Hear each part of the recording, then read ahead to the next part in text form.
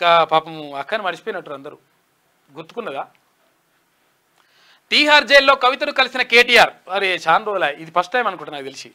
చెల్లమ్మ ఆరోగ్య పరిస్థితిని అడిగి తెలుసుకున్న అన్నయ్య.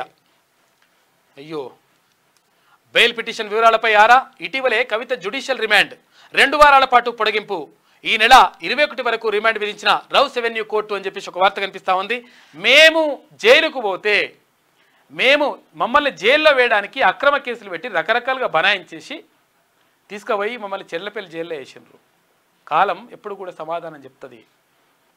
కాలం సమాధానం చెప్తుంది బరాబర్. ఎందుకనంటే మీరు చేసిన లంగకథలు వదిలిపెట్టేసి అక్రమంగా పెడితే ఎట్లుంటుందిరా నాయన? ఇప్పుడు ఏమైంది? పరామర్శకు పోయిందట.